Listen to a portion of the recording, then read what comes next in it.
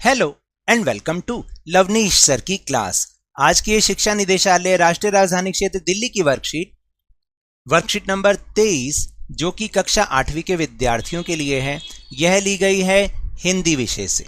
और इसमें आज हम पाठ बस की यात्रा पर आधारित कुछ ऐसे प्रश्न करेंगे जिसमें हमें खुद के अनुभव लिखने होंगे, यानी हमें उसको स्वयं करना होगा। तो चलिए बिना समय गवाए शुरुआत करते हैं मेरे साथ और समझने की कोशिश करते हैं। प्यारे बच्चों, पिछली कार्यपत्रिकाओं में आपने व्यंग्य रचना बस की यात्रा का रसास्वादन किया। पाठ पूरा होने के पश्चात आइए कुछ और गतिविधि प्रश्नों का अभ्यास करते हैं। तो यहाँ कुछ गतिविधि प्रश्न हैं जिनका उत्तर अब हम कर रहे हैं। जैसे पहला प्रश्न है कि अनुमान कीजिए यदि बस जीवित प्राणी होती और बोल सकती तो वह अपनी हालत और भारी बोझ के कष्ट को किन शब्दों में व्यक्त करती। लिखिए। देखिए, यदि बस जीवित प्राणी होती और बोल सकती तो वह अपने कष्ट को जरूर व्यक्त करती। वह बस के मालिक से अनुरोध करती कि अब उसे मुक्त कर दिया जाए, अब वह सवारियों के बोझ को और नहीं उठा सकती।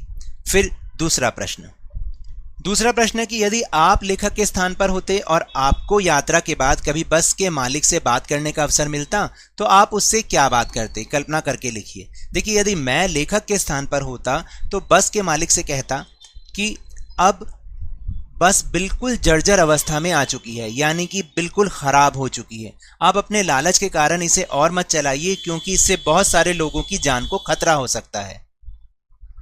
फिर तीसरा प्रश्न एक पत्र है। लेखक के रूप में बस की यात्रा का अपना अनुभव बताते हुए अपने मित्र को एक पत्र लिखिए। तो एक पत्र लिखना है, उसको आप ध्यान से देखिएगा। तो आपको कैसे लिखना है कि प्रिय मित्र तुषार, अपने आप जो भी आपका प्रिय मित्र हो उसका नाम लिखना है। तुम कैसे हो? आशा करता हूं कि तुम कुशल होंगे। आज मैं तुम्हें अपनी बस की यात्रा का एक अनुभव बता रहा हूं।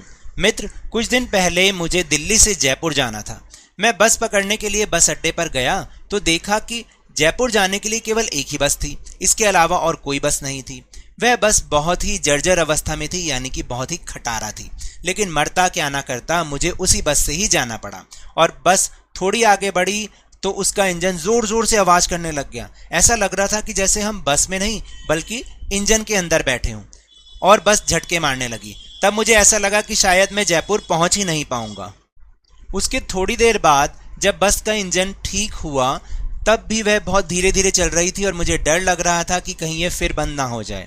मेरा वह अनुभव बहुत ही खराब रहा। अगर तुम्हें भी कभी ऐसी परिस्थिति का सामना करना पड़े तो इस प्रकार की बस से कभी यात्रा मत करना। तुम्हारा प्रिय मित्र सौरभ। तो यहाँ पर आप अपना नाम लिखेंगे और ऊपर अपने मित्र का नाम लिखेंगे। इस तरह से ये एक सुझाव है कि आप ऐसा पत्र भी लिख सकते हैं, नहीं तो आपका जो अनुभव हो आप वो भी लिख सकते हैं।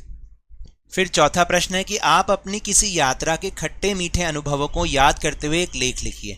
देखिए, पिछली गर्मी की छुट्टियों की बात है। मुझे अपने मित्र के बड़े भाई की शादी में लखनऊ जाना था, तो मैं बस पकड़ने बस अड्डे पहुंचा।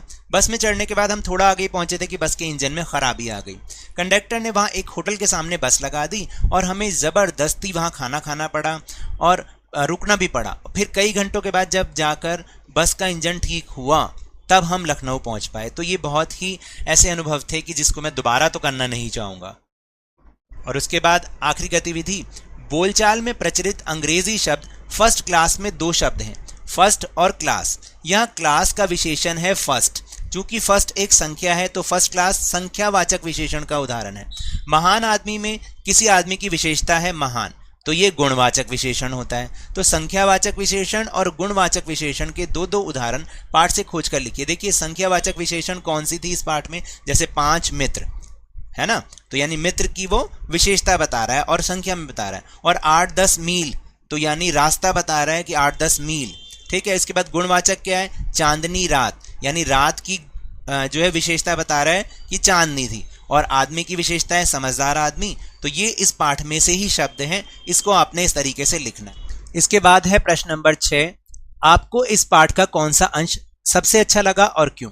देखिए, पूरे पाठ में जो अंश अच्छा लगा वो था हम आगा पीछा करने लगे। डॉक्टर मित्र ने कहा, डरो मत चलो, बस अनुभवी है, नई नवेली बसों से ज्यादा विश्वसनीय है, हमें बेटों की तरह प्यार से गोद में लेकर चलेगी। और ये अंश इसलिए अच्छा लगा क्योंकि लेखक और उनके मित्रों के मन में विचार था कि जाएं या ना जाएं। फिर उनमें से एक डॉक्टर मित्र ने भरोसा और विश्वास जताया कि डरने की कोई बात नहीं है, चलते हैं। बस की पुरानी हालत देखकर भी वो इसमें चलने से घबराए नहीं, बल्कि अनुभवी होने का पहलू उन्होंने इसमें देखा।